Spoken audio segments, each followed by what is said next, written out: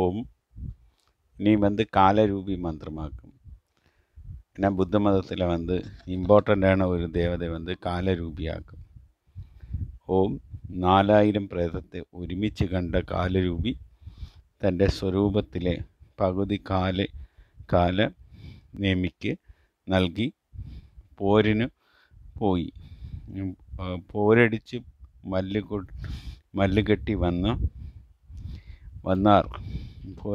മല്ലുകെട്ടി വന്നാരെപ്പോൾ പോലെ ഞാൻ നനച്ച ശത്രു എൻ വശമായിരിക്ക സ്വാഹ. ഇത് ഒരു ശത്രു വശ്യമാക്കും. ആ 4000 പ്രേതത്തെ ഒരുമിച്ച് കണ്ട കാലരൂപി തൻ്റെ സ്വരൂപത്തിലെ പകുതി കാലനേമിക്ക് നൽകി പോരിന് പോയി.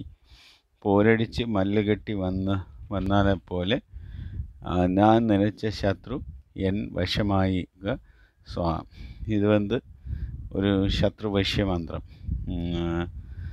അത് எந்த விதமான சத்ருவும் நமக்கு வசியமாகும். 68 நாள் ஜெபம் பண்ணணும். சும்மா இதை எடுத்துகிட்டு போய் புக்கில் எழுதி வச்சா யாரும் வசமாகாது. அது ஜெபம் பண்ணி பாருங்க, சேலஞ்ச் மாதிரி. கண்டிப்பாக வசமாகும்.